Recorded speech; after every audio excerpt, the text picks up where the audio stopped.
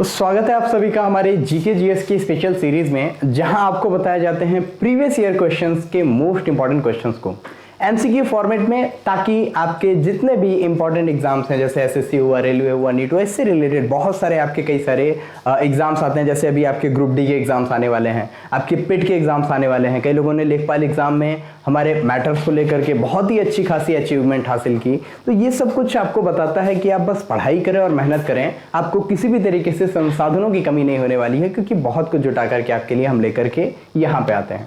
तो चलिए शुरू करते हैं। सबसे पहले क्वेश्चंस की शुरुआत करेंगे हम लोग। आज का जो टॉपिक है वो टॉपिक क्या है, ध्यान से देखेंगे। विश्व भूगोल में पृथ्वी की आंतरिक संरचना, ये आज का हमारा टॉपिक है, जो कि छठी क्लास है। नॉर्मली अगर बोला जाए तो पहली क्लास में हम लोगों ने सिलेबस डिस्कशन किया था, उसके अकॉर्डिंग छठवीं जो क्लास है ये आपकी है किससे रिलेटेड, पृथ्वी की आंतरिक संरचना यानी internal structure of earth. Normally आपको पता है जब भी हम अपने पृथ्वी की बात करते हैं तो पृथ्वी के अंदर क्या क्या चीजें हैं इसको कई साक्ष्यों से पता किया जाता है। हालांकि हमें यहाँ पे बहुत सारी डिटेल्स को नहीं पता करना है, वो सारी चीजें आप लोगों ने अपनी पढ़ाई की होंगी, नहीं की होंगी, इस क्लास के बाद आपकी बहुत सारे नॉलेज बढ़ जाने वाली है। दूसरी चीज, जो प्रैक्टिस की आपकी कमी होती है जिसकी वजह से सिलेक्शन कहीं ना कहीं रुक जाता है, उस प्रैक्टिस को हम लोग और ज्यादा आगे बढ़ाएंगे। और चलिए शुरू करते हैं सबसे पहले अपने क्वेश्चन को। उससे पहले कुछ मेन फॉर्मूलेज या फिर कुछ बहुत सारे जो इंपॉर्टेंट चीजें हैं उनको थोड़ा एक बार हम लोग यहाँ पे देख लेते हैं। सबसे पहले, जब भी अगर हम अपनी पृथ्वी को लेंगे और इससे एक पार्ट अगर कट करके इस तरीके से निकालते हैं 3D मोड में, और उसके बाद उस पार्ट को हम बंटवारा करते हैं यानी बांटते हैं कई सारे पार्ट्स में, तो हमें कुछ ऐसी एक इमेज दिखाई देगी। इस इमेज को हम किस किस पार्ट में बांट सकते हैं, तो देखिए सबसे ऊपरी जो भाग है इसे हम लोग क्रस्ट के नाम से जानते हैं, जिसमें कि आपको महासागर वगैरह और पहाड़ पर्वत, ये सारी चीजें, नदियां और जिसपे हम लोग रहते हैं, ये सारी चीजें क्रस्ट कहलाती हैं। तो इसे हम क्रस्ट या फिर ऊपरी जो पार्ट होता है इस रूप में हम लोग जानते हैं। भूपर्पटी के नाम से भी इसे हम लोग जानते हैं। दूसरा जो भाग होता है इसे हम लोग मेंटल के नाम से जानते हैं। मेंटल, इसको मेंटल को भी दो पार्ट में बांटा जाता है, जिसमें कि ऊपरी मेंटल यानी कि अपर मेंटल और निचला मेंटल जिसे लोअर मेंटल या सिर्फ मेंटल हम लोग कह सकते हैं। इसके बाद जो तीसरा पार्ट आता है, इस तीसरे पार्ट को हम लोग कोर के नाम से जानते हैं, जिसे भी दो पार्ट में बांटा जा सकता है, एक अपर कोर और दूसरा कौन सा, इनर कोर, यानी आउटर कोर और इनर कोर के रूप में इसे बांटा जा सकता है। कुछ इंपॉर्टेंट चीजें यहाँ पे जैसे क्वेश्चन आपके उठाए जाते हैं, उन चीजों को यहाँ पे हम पहले बता देते हैं। जैसे कि यहीं पे आपने सियाल, सीमा, नीफे भी पढ़ा होगा, यहीं आपने क्रस्ट, मेंटल, कोर भी पढ़ा होगा। ये सारी चीजें हम लोग क्वेश्चंस में डील करेंगे। कुछ क्वेश्चंस जो आपके इंपॉर्टेंट लेवल यानी कि यूपी पीसीएस और यूपीएससी के लेवल पे पूछे जाते हैं, उन क्वेश्चंस को अगर डील करना हो तो यहाँ आप देखेंगे मोहोरोविक डिसकंटिन्यूटी या फिर मोह असंबद्धता जिसे हम कहते हैं, इसकी स्थिति कहाँ होती है, तो इसकी स्थिति होती है क्रस्ट और अपर मेंटल के बीच में। क्रस्ट और अपर मेंटल के बीच का ये जो पार्ट है इसे हम लोग मोह असंबद्धता या फिर मोहोरोविक डिसकंटिन्यूटी के नाम से जानते हैं। दूसरी जो इनके बीच की एक लेयरिंग बनती है, वो लेयर कहाँ बनती है, दूसरी लेयर बनती है आपकी अपर मेंटल और लोअर मेंटल के बीच में। अपर और लोअर मेंटल के बीच में, दोनों मेंटल के बीच में जो असंबद्धता होती है इसे रिपेटी असंबद्धता या रिपेटी डिसकंटिन्यूटी के नाम से हम जानते हैं। तीसरी असंबद्धता जो होती है, तीसरी जो इनके बीच में डिसकंटिन्यूटी होती है, तीसरा जो लेयर अलग होता है, इस लेयर को हम जानते हैं गुटेनबर्ग असंबद्धता या फिर गुटेनबर्ग डिसकंटिन्यूटी के नाम से, जो कि कहाँ पे होती है, ये होती है lower mental and outer core के बीच का जो पार्ट होता है, इसे हम लोग क्या बोलते हैं, Gutenberg discontinuity. And last one is Lehman discontinuity, जो कि आता है आउटर कोर और इनर कोर के बीच में।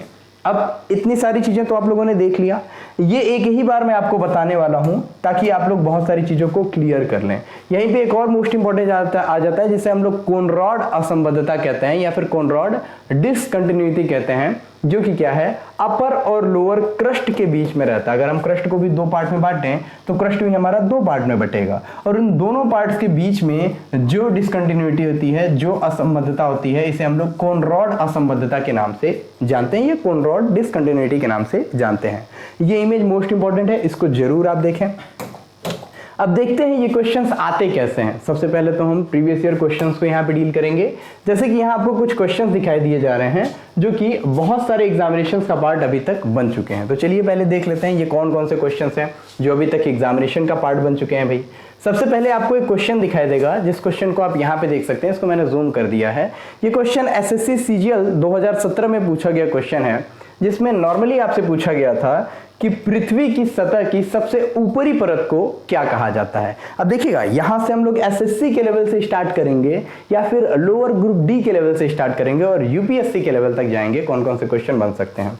पहला क्वेश्चन क्या, पृथ्वी की सतह की सबसे ऊपरी परत, सबसे अपर लेयर को किस नाम से जानते हैं। मेंटल, क्रोड, भूपर्पटी या बहिर्मंडल। अब आप सभी को पता है, जब भी हम लोग क्रस्ट की बात करते हैं, जिसे हम लोग भूपर्पटी के नाम से भी जानते हैं, तो इसे हम लोग सबसे ऊपरी परत के रूप में भी समझते हैं, यानी कि सी इज द करेक्ट आंसर इसमें हो जाएगा आपका। मेंटल सेकेंड लेयर होती है, क्रोड जो है सबसे इनर यानी कि सबसे केंद्रीय भाग को क्रोड कहते हैं। जब भी आप पृथ्वी को देखेंगे, ये क्रस्ट हो गया, ये मेंटल हो जाता है, यहाँ पे आपको कोर यानी कि क्रोड दिखाई देता है। बहिर्मंडल की बात की जाए तो ये वायुमंडल का पार्ट है, एक्सोस्फीयर के नाम से जाना जाता है। चलिए दूसरे क्वेश्चन की तरफ मूव करते हैं, आप लोग भी आंसर करेंगे। क्वेश्चन नंबर सेकंड आपको दिखाई देगा एसएससी सीएचएसएल के लेवल से, जिसमें पूछा गया था पृथ्वी की सबसे बाहरी परत को क्या कहा जाता है। देखिए, पृथ्वी के सबसे बाहरी परत को पूछा गया है, इसको स्फीयर कहते हैं, पपड़ी कहते हैं, आवरण कहते हैं या फिर केंद्र कहते हैं। एक ही क्वेश्चन को दो तरीके से पूछा गया और इसमें आंसर क्या हो जाएगा, बी यानी कि पपड़ी, जिसे हम लोग परपटी के नाम से भी जानते हैं, and this is also called the crust. ध्यान रखेंगे, ठीक है। नेक्स्ट क्वेश्चन की तरफ अगर हम मूव करें तो एक और क्वेश्चन आपको दिखाई देगा, जो कि एसएससी सीएचएसएल में ही 2017 में पूछा गया था। ध्यान रखिए, वर्ल्ड ज्योग्राफी मोस्ट इंपॉर्टेंट होती है जब भी अगर आप एसएससी जैसे एग्जामिनेशंस की तैयारी कर रहे हैं तो। गहराई देखिए क्या है, पृथ्वी के भीतर की सबसे ऊपरी सतह, जिसे क्या कहा जाता है देख लेते हैं। पृथ्वी के भीतर की सबसे ऊपरी सतह जिसे कहा जाता है, इसमें गहराई की गड़बड़ के कारण भूस्पंद आते हैं। अब बताइए ये किसकी बात कर रहा है, क्या ये क्रोड की बात कर रहा है या फिर कर्नेल की बात कर रहा है या सतह की बात कर रहा है या फिर ये भूपर्पटी की बात कर रहा है। तो ये पृथ्वी के भीतर सबसे ऊपरी सतह, पृथ्वी के भीतर ही सबसे ऊपरी सतह जो आ रही है, पहले ही ऊपरी सतह अगर लिख दिया है सबसे ऊपरी सतह, इसका मतलब ये किसकी, ये क्रस्ट की बात कर रहा है, भूपर्पटी की ही बात कर रहा है। एसएससी सीएचएसएल में भी आंसर डी दिया गया था और यही आपका करेक्ट आंसर है 2017 के अकॉर्डिंग, ठीक है। नेक्स्ट आपको चौथा क्वेश्चन दिखाई देगा, जहां पे आपसे क्वेश्चन पूछा गया पृथ्वी की भूपर्पटी के प्रत्येक टुकड़े को क्या कहते हैं। अब क्या कहते हैं ये फिल इन द ब्लैंक्स के रूप में पूछा गया है, मैंने आपको क्वेश्चन बना करके बता दिया। क्या इसे प्लेन कहते हैं या फिर इसे प्लेट कहते हैं या फिर इसे प्लेटर कहते हैं या फिर इसे खंड कहते हैं। और जब भी हम भूपर्पटी के कई सारे पार्ट्स को देखते हैं, जब भी हम पृथ्वी के भूपर्पटी यानी क्रस्ट को देखते हैं, तो आपको पता है हमें 7 मेजर प्लेट दिखाई देती हैं, यानी कि बड़ी प्लेटें, और कई सारी हमें छोटी छोटी प्लेटें भी दिखाई देती हैं। तो बड़ी और छोटी प्लेटें कई सारी होती हैं, तो आपको पता ही, पिछली क्लासेस में हम लोगों ने प्लेट्स के बारे में भी पढ़ा था, कौन कौन सी कैसी कैसी प्लेट्स होती हैं, ठीक है। तो यहाँ पे जब हम बात करेंगे भूपर्पटी के प्रत्येक टुकड़े को, तो इसे हम लोग प्लेट के नाम से जानते हैं और बी आपका करेक्ट आंसर हो जाएगा। सीएचएसएल 2017 में ये क्वेश्चन भी पूछा गया था। चलिए नेक्स्ट क्वेश्चन की तरफ अगर हम मूव करें तो क्वेश्चन आपको दिखाई देगा अधिकांश भूपर्पटी किस शैल से बने हुए हैं। यहीं पे आपको शैल यानी कि रॉक्स आपको पता है 3 तरह के रॉक्स होते हैं, आग्नेय शैल होते हैं, कैंतरी शैल होते हैं और फिर उसके बाद कौन से आपके होते हैं, अवसादी शैल, ठीक है। 3 प्रकार के जो हमारे रॉक्स होते हैं, 3 प्रकार के जो चट्टान होते हैं। इसमें से क्वेश्चन आपसे पूछा गया कि आप ये बताइए कि ये जो भूपर्पटी में मैक्सिमम शैल होते हैं, मैक्सिमम जो रॉक्स होते हैं वो कौन से होते हैं। क्या ये आग्नेय शैल मैक्सिमम होते हैं या फिर ये कायांतरित शैल ज्यादा होते हैं या फिर ये अवसादी ज्यादा होते हैं या फिर ये कार्बोनेट होते हैं। अब ये क्वेश्चन 2014 में पूछा गया था सीएचएसएल के लेवल पे और आंसर आपको पता है आग्नेय शैल सबसे ज्यादा दिखाई देते हैं भूपर्पटी पे। नॉर्मली ज्वालामुखी से जो अंदर से आग्नेय शैल निकलती हैं वो पसर करके या फैल करके कहां जाती हैं, हमारे भूपर्पटी पे, आप सभी को पता है। So the correct answer is आग्नेय शैल, ये आप याद रखेंगे। इसके बाद अवसादी आता है, फिर कायांतरिक चट्टान जो है, ये सारी चीजें दिखाई देती हैं, ओके। क्वेश्चन 6 नंबर पे आपको दिखाई देगा पृथ्वी की सतह पर शैलों के टूटने से कुछ होता है, कौन सी क्रिया होती है, ये क्वेश्चन आपसे पूछा गया। क्या होता है, क्या अपर्दन होता है या फिर अपक्षय होता है या संघर्षण होता है या अपघर्षण होता है। ऐसे क्वेश्चंस अक्सर आपको फंसा देते हैं, ऐसे क्वेश्चंस अक्सर कंफ्यूजिंग टाइप के होते हैं, जब भी ध्यान रखते रहेंगे। अपक्षय का मतलब ही क्या होता है, जब शैल टूटेगा तो उसको हम क्या कहेंगे, उसको हम अपक्षय का नाम देंगे। जब शैल टूट करके कहीं और चला जाएगा तो उसे हम अपर्दन का नाम देंगे। तो अपक्षय अगर आपसे पूछे तो मतलब क्या है, शैल टूटा और टूट के वहीं रह गया, इसको अपक्षय कहते हैं। अगर टूट के कहीं और चला जाता तो अपर्दन होता है, लेकिन यहाँ सिर्फ टूटने की बात, तो बी आपका करेक्ट आंसर होगा। सीजीएल 2017 का पूछा गया क्वेश्चन। और अगले क्वेश्चन पे भी हम लोग अब मूव करते हैं। देखिए हमने अभी तक क्या है 6 क्वेश्चंस कवर किए, 7वें क्वेश्चन की तरफ हम लोग फिर से बढ़ते चले जा रहे हैं, तो इसको ध्यान में रखते हैं। 7वां क्वेश्चन कौन सा है। क्वेश्चन ये आपका बहुत ज्यादा इंपॉर्टेंट है, just because UP RO ARO pre के एग्जामिनेशंस में प्लस इसके साथ आईएएस प्री 1997 में एक समय में ऐसे क्वेश्चंस पूछे जाते थे। इन क्वेश्चंस को हम देखते हैं जरा। भूपर्पटी का नाम फिर से ले लिया गया। इस पर द्रव्यमान प्रतिशत के रूप में कौन सा एक सर्वाधिक मात्रा में पाया जाता है। द्रव्यमान की मात्रा में सबसे अधिक क्या पाया जाता है, क्या ऑक्सीजन सबसे अधिक पाया जाता है, या सिलिकॉन सबसे अधिक पाया जाता है, या एल्यूमिनियम सबसे अधिक पाया जाता है, या कैल्शियम सबसे अधिक पाया जाता है। तुरंत करेक्ट आंसर आप लोग करते चले जाएंगे। और जब भी हम करेक्ट आंसर की बात करते हैं तो करेक्ट आपको पता है, ये क्वेश्चन मैं आपको बता चुका हूं, ऑक्सीजन सबसे अधिक मात्रा में भूपर्पटी पे पाया जाता है। इसी वजह से इंसान भी यहाँ पे जिंदा रह सकते हैं, नॉर्मली भारी होने की वजह से और सबसे अधिक मात्रा में। जैसे मैंने अभी लास्टली आपके क्वेश्चन में जो आपने लास्ट सीरीज देखी थी जीके जीएस में, उसमें मैंने पूरा क्रम बताया था। सबसे अधिक भूपर्पटी पे ऑक्सीजन पाया जाता है, इसके बाद से जितने भी क्रम में थे जो जो मतलब गैसेस होते हैं उनके सारी चीजों के बारे में मैंने आपको बताया था। ओके, 8वां नंबर क्वेश्चन आपको दिखाई देगा। कौन सा धातु पृथ्वी की परपटी में प्रचुर मात्रा में पाया जाता है, सबसे अधिक मात्रा में, भरपूर मात्रा में पाया जाता है। मैग्नीशियम या फिर आयरन यानी कि लोहा, या फिर तांबा, या फिर एल्यूमिनियम। ए बी सी या डी। एसएससी सीजीएल 2017 का क्वेश्चन। आंसर हो जाएगा आपका डी, यानी कि एल्यूमिनियम सबसे अधिक मात्रा में पृथ्वी के क्रस्ट के पार्ट में पाया जाता है। So the correct answer is D. अभी आपको बहुत ज्यादा परेशान होने की जरूरत नहीं है। अभी आपसे मैं क्वेश्चन पूछूंगा, आगे हम लोग बहुत सारे क्वेश्चंस को डील करने वाले हैं। अभी तो ये आपके 1 वर्ड वाले क्वेश्चंस हैं, 1 लाइनर क्वेश्चंस हैं। इसके बाद हम लोग डीपली क्वेश्चंस में जाएंगे, जो क्वेश्चंस आपके लिए मैंने बना के रखा है। ठीक है, पृथ्वी की पपड़ी यानी परपटी की बात कर रहा है। इसमें मुख्य रूप से शामिल है, क्या क्या शामिल है सर? बॉक्साइट शामिल है क्या, मैग्नीज शामिल है, सिलिका शामिल है क्या, या फिर आयरन शामिल है? चारों में से कौन सा करेक्ट है तुरंत बताएं, आपके कॉन्सेप्ट क्लियर होंगे, तुरंत आप सही बता देंगे। एसएससी के सीएचएसएल 2016 में पूछा गया क्वेश्चन। और जब भी हम आंसर की बात करें तो सिलिका आपको पता है पहले से परपटी में मिला रहता है, इसी वजह से तो इसे सीआल कहते हैं। आपको पता है 3 पार्ट जो हमारे क्रस्ट मेंटल कोर हैं, इनको और किन किन नामों से जाना जाता है तो आपको मैं बता दूं। सबसे ऊपरी परत को सीआल कहते हैं, उसके निचली परत को सीमा कहते हैं, सबसे निचली परत को नीफे कहते हैं। क्यों कहते हैं? इनके जो आप ये देख रहे हैं ना, ये तत्वों के जो एक तरीके से सिंबल्स दिए गए हैं, यही बताता है कि इसमें क्या चीजें ज्यादा पाई जाती हैं। तो ये आपके लिए इंपॉर्टेंट हो जाता है। ठीक है, नेक्स्ट की तरफ हम मूव करते हैं। क्वेश्चन नंबर नेक्स्ट की तरफ हम मूव करते हैं। 9 क्वेश्चंस हो गए हम लोगों के, और क्वेश्चन देख करके फिर उसके बाद लेंदी क्वेश्चंस की तरफ हम मूव करेंगे। पृथ्वी की पपड़ी का प्रमुख अंश मुख्य रूप से किस चीज से गठित होता है? अब बताइए किस चीज से गठित होता है?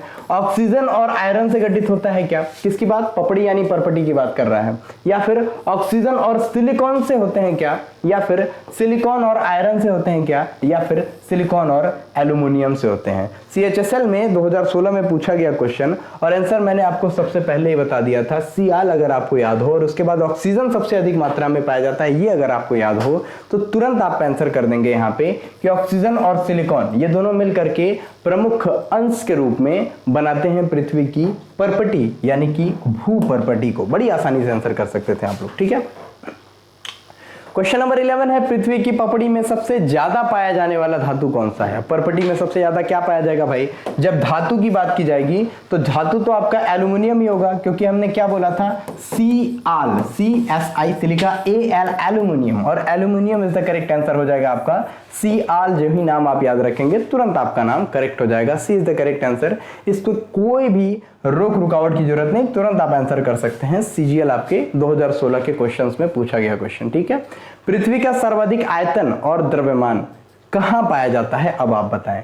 ये यूपी पीसीएस का क्वेश्चन है, प्री में पूछा गया था, 2009 का क्वेश्चन है। और आप सभी को पता है जब भी हम एग्जाम देने जाते हैं बहुत सारे क्वेश्चंस को सॉल्व करते हैं, कई सारे क्वेश्चंस रिपीटेड मोड में भी होते हैं, तो ये रिपीटेड मोड के क्वेश्चंस हैं, कई बार आते रहते हैं, तो इन क्वेश्चंस को आप ध्यान दीजिए जरूर से। तो पृथ्वी की सबसे अधिक आयतन और द्रव्यमान कहाँ पाया जाता है, मेंटल में, भूपर्पटी में, बाह्य क्रोड में या आंतरिक क्रोड में। And the answer is mental हो जाएगा, ध्यान रखते रहेंगे।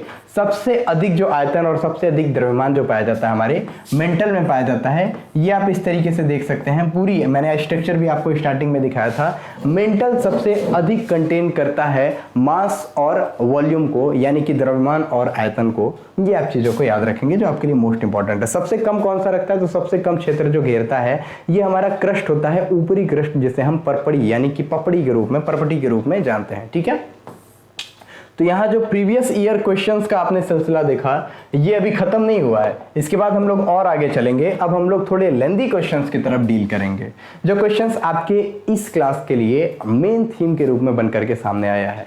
तो सबसे पहला क्वेश्चन आपकी स्क्रीन पे है, जरा ध्यान रखिएगा। बहुत सारे कॉन्सेप्ट और बहुत सारे क्वेश्चंस को क्लियर करने के बाद अब आप आ चुके हैं उन क्वेश्चंस पे जो आपके यूपीएससी और यूपी पीसीएस या स्टेट पीसीएस या फिर आरओ की जो आपकी दूरी है उसको बहुत ही नजदीक करने के काम में आएगा। वीडियो के भी एग्जामिनेशंस के लिए नोटिफिकेशन बहुत जल्द जारी होने वाले हैं, तो जरूर आप इन चीजों पे ध्यान दें।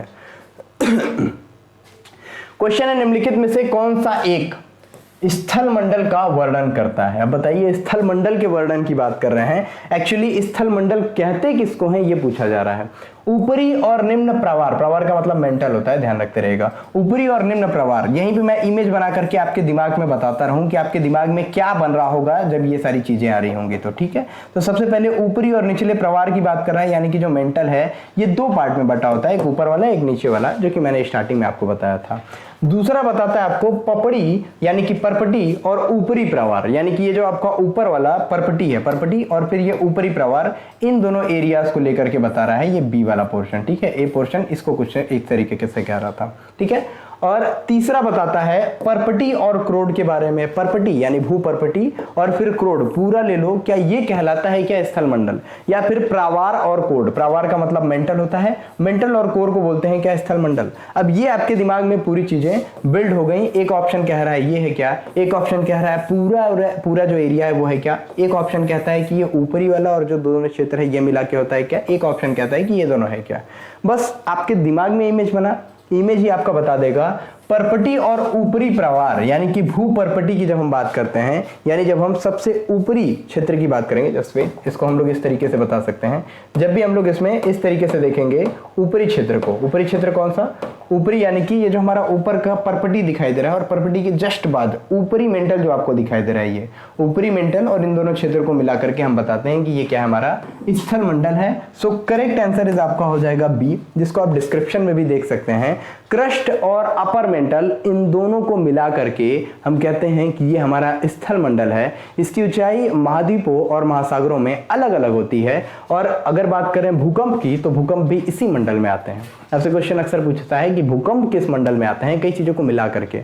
तो कंबाइनली अगर मिलते हुए क्वेश्चन आए तो आप ऐसे आंसर करेंगे। नेक्स्ट क्वेश्चन है, जिन लोगों ने बी किया बिल्कुल करेक्ट आंसर है। नेक्स्ट क्वेश्चन की तरफ हम मूव करेंगे। क्वेश्चन क्या है, मध्यवर्ती अंतर्भेदी आग्नेय चट्टानों का उदाहरण कौन सा है। मध्यवर्ती, सबसे पहले अंतर्भेदी, अंतर मतलब कि भेद करने वाला, फिर उसके बाद आग्नेय चट्टानों के उदाहरण की बात कर रहे हैं। यहाँ पे आग्नेय चट्टानों के उदाहरण में आपको ऑप्शन दे रहा है ग्रेनाइट, बेसाल्ट, डाइक या फिर इनमें से कोई नहीं। ध्यान रखिए, इनमें से कोई नहीं तो नहीं होगा, बेसाल्ट और ग्रेनाइट होने वाला नहीं है। सो करेक्ट आंसर जिन्होंने डाइक लगाया उनका बिल्कुल सही आंसर है। और अगर आप डिस्क्रिप्शन देखने की चाहें तो यहीं पे आपको उदाहरण के रूप में दिखाई देगा। जो ग्रेनाइट है ये पाताली अंतर्भेदी आग्नेय चट्टानों का उदाहरण है। पूछा क्या है, अंतर्भेदी आग्नेय चट्टानों का। इसके बाद बेसाल्ट की बात करें तो ये मध्यवर्ती चट्टानों का उदाहरण है। पूछा क्या है, अंतर्भेदी। और डाइक की जब हम बात करते हैं तो ये है मध्यवर्ती अंतर्भेदी आग्नेय चट्टान का उदाहरण। सो सी इज द करेक्ट आंसर आपका हो जाएगा।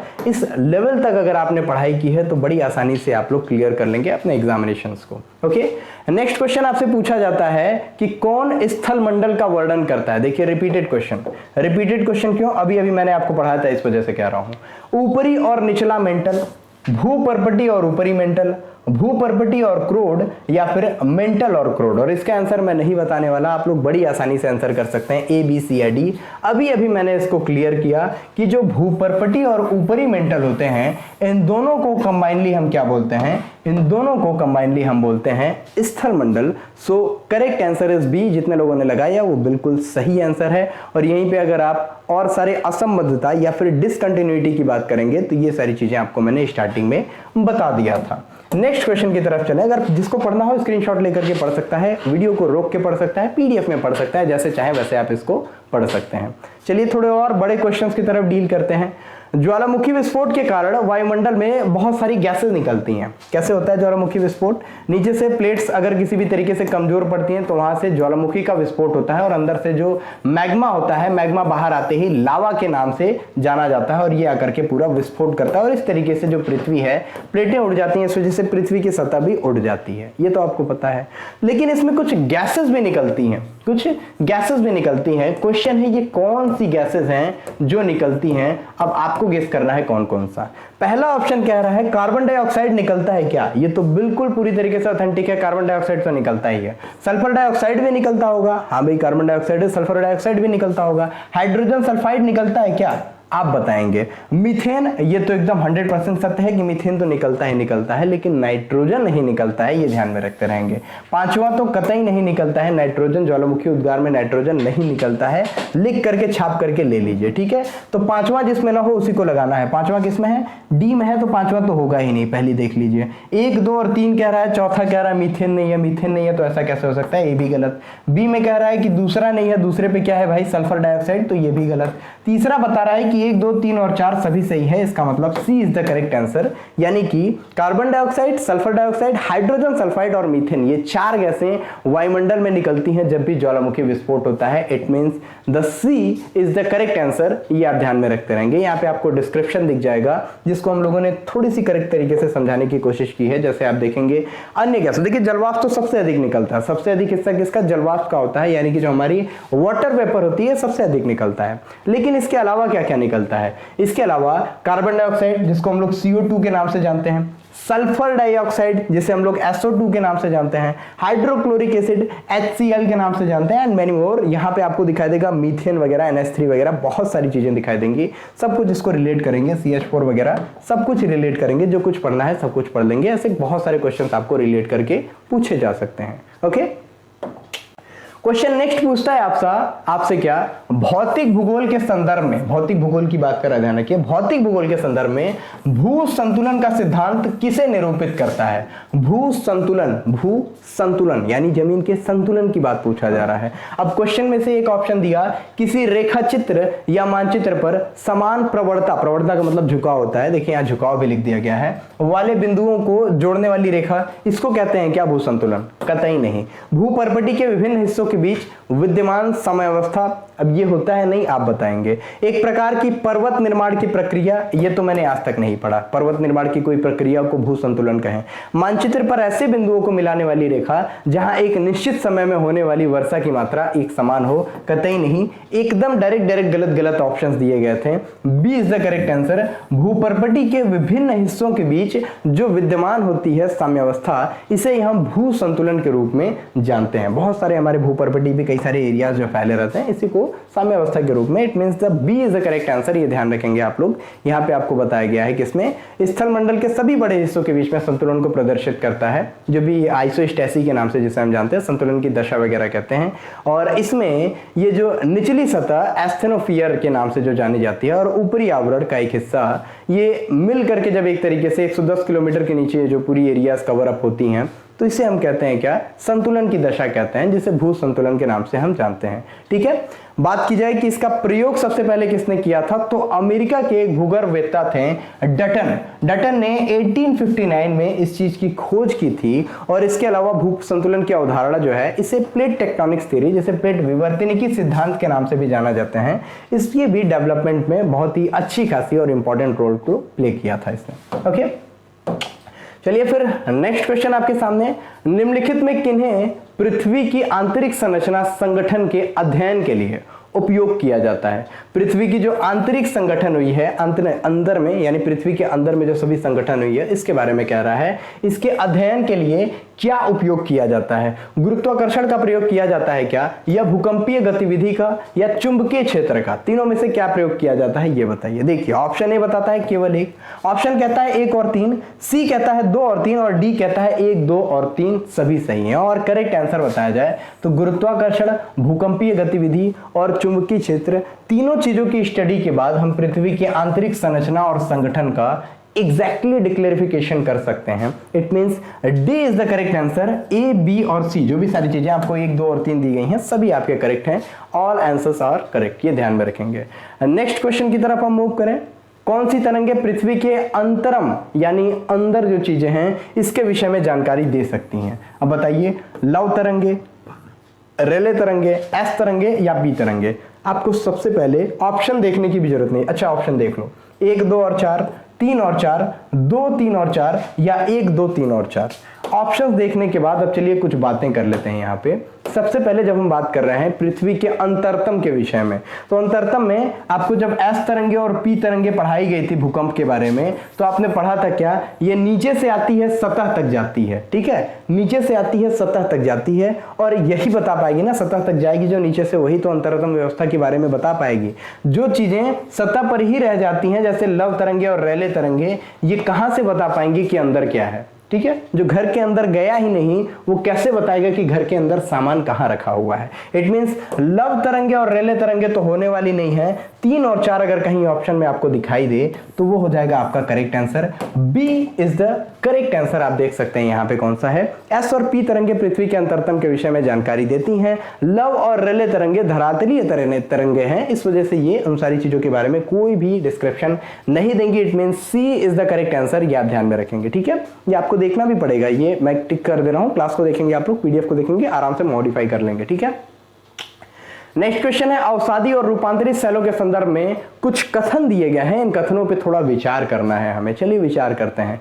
पहली बात बताई गई, अवसादी सेलों के मध्य विभिन्न परतें पाई जाती हैं। अवसादी सेलों के बीच कई सारी परतें पाई जाती हैं। अच्छा, जबकि रूपांतरित सेलों में अवसादी सेलों की भांति परतें नहीं पाई जाती। ठीक है, अब ये रूपांतरित सेल में बता रहा है कि इसमें परतें नहीं पाई जाती। ओके, बी क्वेश्चन कहता है आपका, बी अवसादी सेलों का निर्माण अपर्दन, परिवहन, निक्षेपण तथा संपीडन से होता है। अपर्दन का मतलब एक जगह से दूसरी जगह, परिवहन मतलब कि यही बह करके चला गया, निक्षेपण और संपीडन ये सारी चीजें आई होप आप लोग समझ रहे होंगे। टूटना, फिर उसके बाद से संपीडन यानी दबना वगैरह, इन सारी चीजों को मिला के। जबकि रूपांतरित सेलों का निर्माण अत्यधिक ताप और दबाव के परिणाम स्वरूप होता है।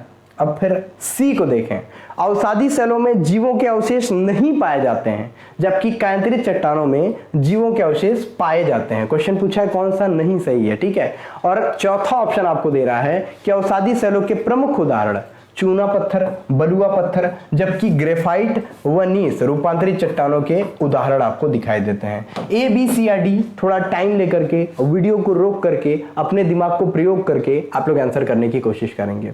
और जब भी हम आंसर्स को देखेंगे तो आंसर्स आपको डिस्क्रिप्शन में बड़ी आसानी से दिख जाएगा। जब भी हम ऑप्शन ए की बात करेंगे, देखिए थोड़ी देर बाद, 1 मिनट जस्ट वेट, जब भी हम लोग ऑप्शन ए की बात करेंगे तो ऑप्शन ए बता रहा है जो पूरी तरीके से रूपांतरित सेल अवसादी सेलों की भांति परतें नहीं पाई जाती, बिल्कुल करेक्ट है। बात करेंगे बी की, तो अवसादी सेलों का निर्माण अपर्दन वगैरह ये सब संपीडन से होता है, ये तो हमें पता है। अवसादी सेल जाकर के अपर्दन और निक्षेपण ये सारी चीजें होकर के ही एक जगह इकट्ठा होती हैं तो अवसाद बनते हैं, फिर से होते हैं। तो बात बिल्कुल सही है। इसके अलावा अवसादी सेलों में जीवों के अवशेष नहीं पाए जाते हैं, ये आपका करेक्ट आंसर नहीं हो जाता है। एक तरीके से कायांतरिक चट्टानों में जीवों के अवशेष पाए जाते हैं, यहां पे आपको जो है रॉन्ग मिलेगा। It means C is the incorrect answer, और यहां पे कथन सही नहीं है, यही पूछा गया था। ठीक है, नेक्स्ट क्वेश्चन आपसे पूछा गया क्या, निम्नलिखित पर विचार कीजिए। चलिए कर लेते हैं विचार।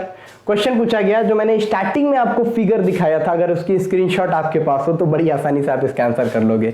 लेहमैन असंबद्धता, लेहमैन डिसकंटिन्यूटी की बात पूछ रही है। ये पृथ्वी के कोर और मेंटल के बीच की सीमा है, ये सही है या नहीं, ये आप तुरंत बताएंगे। तुरंत आप बताइए पहला सही है या नहीं, ये आप बताएं बस। दूसरे की बात करें, सियाल, सियाल यानी कि SIAL, जिसको हम क्या कहते हैं, परपटी के नाम से भी जानते हैं। ठीक है, सियाल सीमा नीफे मैंने आपको बताया था। तो सियाल पृथ्वी की बाहरी भूपर पट्टी से संबद्ध है, जिसे स्थल मंडल कहते हैं, और सीमा यानी कि SIMA जिसे हम लोग मेंटल की साइड की बात करें अगर, उससे रिलेटेड है। इसकी निचली परत से संबंध है जिसे मध्यमंडल कहते हैं। और एक क्वेश्चन मैंने आपको बताया था कि इन दोनों एरियाज को, यानी कि जो आपका क्रस्ट है और ऊपरी मेंटल है, इन दोनों को मिला के स्थल मंडल का निर्माण होता है। यानी कि दूसरा तो आपका पूरी तरीके से करेक्ट हो रहा है। सारी चीजों को, सारी कड़ियों को अगर हम अभी तक के सेशन को पूरी तरीके से डिक्लेयर करें तो दूसरा तो आपका बिल्कुल सही हो रहा है। पहले की बात की जाए तो लेहमैन असंबद्धता की जब हम बात करते हैं तो ये पृथ्वी के कोर और मेंटल के बीच की सीमा नहीं है। कोर और मेंटल के बीच की सीमा नहीं है, ये ऊपरी कोर और निचली कोर यानी बाह्य कोर और इनर कोर, आउटर कोर और इनर कोर के बीच में जो असंबद्धता है इसे हम लोग कहते हैं लेहमैन असंबद्धता।